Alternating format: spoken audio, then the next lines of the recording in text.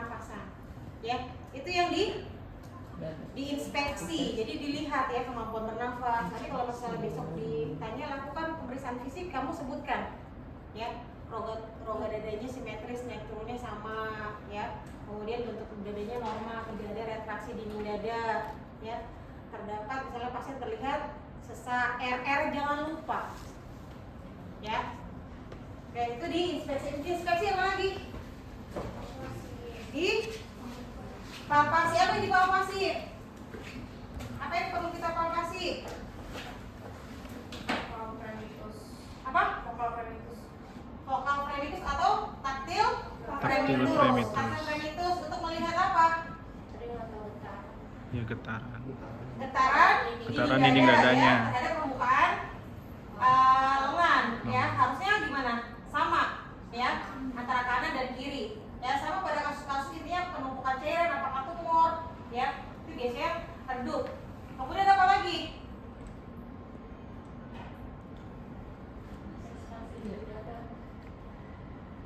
Ekspansi. Itu mah nggak usah dipalpasi. Cukup dilihat aja ada benjolan enggak, ada fraktur enggak, ada nyeri tekan enggak, kan gitu. Ya, itu dipalpasi. Kemudian habis palpasi kita lakukan perkusi untuk mengetahui apa? Ada tidaknya pembengkakan antara jantung sama paru. Untuk menentukan ya batas-batas ya jantung paru ya. Bisa kita lihat kalau misalnya kita area di batas-batas jantung itu ya, pada saat kita perkusi jantung akan suaranya gimana? Redup dong justru. Ya, kalau pekan itu nyaring ya, berarti apa redup? Apa istilahnya? Dullness, dullness tuh, ya. Terus kemudian auskultasi. Auskultasi kita mendengarkan apa? Bunyi jantung 1 dan 2. Bunyi jantung 1. Lokasi bunyi jantung 1, stetoskopnya di mana? Bunyi jantung 1. Atuk mitral dan trikuspid dua-duanya itu satu. Berarti ICS kan 5 mit. Klavikula sebelah kiri.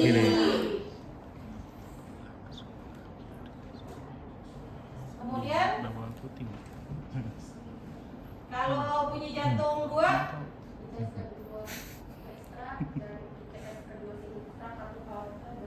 benar, katup aorta permulaan benar, tapi ICS sinistra panjang dari mana ke mana?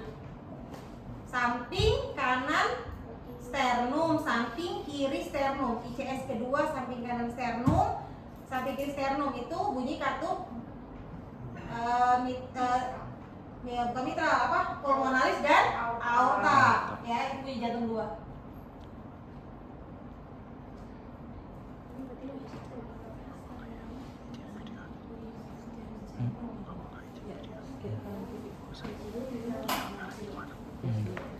Ibu, Ya. maaf ya Bu, izin video. Tuh, Ya kalau pernapasan nanti Nah, yang buat obat lu proses mana? perawatan nanti kan dalam satu soal itu diminta 3 pertanyaan 3 ya. Pertanyaan apakah nanti kamu diminta pengkajian, yang kedua diminta implementasi, yang ketiga diminta edukasi ya. Nanti kalau pada saat pernafasan yang diminta misalnya diagnosis keperawatannya dari kasus, diagnosis keperawatan pada pernafasan itu umumnya apa aja? Bersiaga nafas. Kalau ada tanda apa? Nah, ada penumpukan sekret ya. Kemudian ada suara ronki ya. Kalau ada kasusnya misalnya terdengar suara ronki ya, kemudian pasien mengatakan banyak dahak, udah langsung bersiaga nafas. Kalau misalnya pasien karena kecelakaan ya, kemudian ada penumpukan kan nggak harus sekret ya. Misalnya ada penumpukan darah di saluran pernafasan, itu juga ada bersihan nafas terganggu. Ya, itu pokoknya bersihan nafas tandanya itu.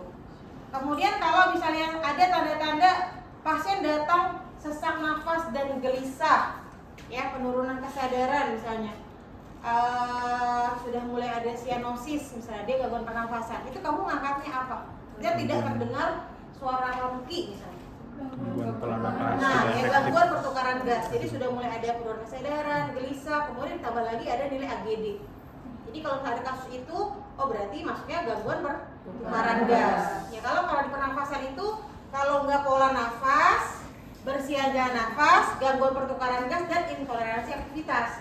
Tapi nanti kamu menentukan berdasarkan kasus itu diagnosis keperawatan yang tepat apa. Nanti sambil dilihat lagi di SDKI-nya ya. Jadi tanda mayor dari gangguan pertukaran gas itu apa aja. Begitupun untuk pola nafas dan sebagainya. Oke, nanti kalau edukasi berarti sesuai dengan kasusnya apa yang perlu dilakukan edukasi.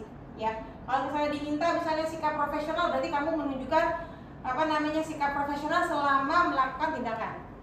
Oke, itu untuk review pengkajian pernafasan ya. Kalau untuk abdomen, ininya IAPP ya, berarti kita inspeksi. Apa yang diinspeksi? Bentuk abdomennya. Oke, berarti bentuk abdomen ya. Jadi nanti kalau lakukan pemeriksaan fisik berarti kamu lihat, kemudian ya kan dari depan, kemudian dari samping dilihat. Maksudnya untuk melihat pergerakan dinding dada. Ya. Jadi nanti jangan hanya dilihat dari depan aja. Ya, dari area samping. Begitupun abdomen. Kalau abdomen berarti pasien harus tiduran. Ya, nggak boleh duduk supaya areanya semua terbagi merata. Kalau kita berdiri atau duduk berarti kan gravitasi ke bawah nih. Ya, berarti abdomen pasti kalau misalnya di asites pasti dia akan jatuhnya ke bawah ya. Kita inspeksi tadi bentuk abdomennya ya, cembung, cekung ya atau normal. Kemudian ada tidak striae, bekas luka, benjolan. Karena benjolan itu ada yang bisa dilihat, ada yang tidak bisa. Ya, kalau benjolan yang bisa dilihat bisa kita lihat, tapi ada benjolan yang bisa kita rasakan dengan palpasi. Ya. Kemudian ada tidak asites atau tidak. Apa bedanya asites dengan orang yang gemuk? Karena memang lemaknya banyak. Udah makan. Iya, maksudnya kan sama-sama membesar nih perutnya, tapi apa bedanya? Iya, yang asites itu berarti kalau teraba kencang, keras. Ya. Kemudian dari tampilan warna kulitnya gimana? Mengkilap. Mengkilap, tipis, Tipis ya. Itu jadi bedanya. Kalau misalnya lemak kan dia nggak mengkilat, ya. Kemudian pembuluh darah perifer itu lebih terlihat ya, garis-garis pembuluh darah perifer. Itu inspeksi, kemudian kita auskultasi. Auskultasi berarti mendengarkan peristaltik usus, bisa juga mendengarkan arteri abdominalis. Kalau peristaltik di mana? Di 4 kuadran ya, sama di area umbilikal. Ya, kalau arteri abdominalis di mana? Di antara PX dan umbilikal. Ya, jadi di tengah-tengah ini kan PX ya. Ini umbilikal, berarti di tengah-tengahnya ini ya, untuk mendengarkan arteri abdominalis. Habis itu kita lakukan perkusi ya, untuk melihat ada nggak penumpukan gas ya, dilakukan di 4 kuadran. Ya, kemudian yang terakhir adalah kita lakukan palpasi. Ya, area palpasi dilakukan pemeriksaannya dari area yang tidak sakit ke yang sakit. Ya, kemudian kita lakukan palpasi ringan, palpasi dalam, di manual palpasi. Apa bedanya? Nah, kedalaman penekanannya. Ya, kalau palpasi ringan contohnya apa? Ya, kamu tuh ngukur nadi tuh palpasi ringan. Ya, penekanan cuma 1 sampai 2 cm. Tapi kalau kamu palpasi dalam itu sampai harus ke dalam. Ya, bisa 3 sampai 4 cm ke dalam itu untuk palpasi dalam. Kalau bimanual palpasi 2 tangan. Contohnya kamu palpasi apa? Palpasi ginjal. Ya, Leopold itu kan pakai 2 tangan. Ya, itu namanya bimanual palpasi, tekniknya aja. Ya. Oke, itu review sedikit ya untuk FMC. Kalian juga sudah melewati berbagai stase ya. Saya yakin bisa. Sekarang kita nge-review untuk pengkajian. Karena besok pasti, karena saya bikin soal juga ini. Ya, jadi manajemen time ya. Kemarin itu mahasiswa ahli jenjang. Saya suruh bikin, karena penugasan saya suruh bikin, tolong bikin manajemen time untuk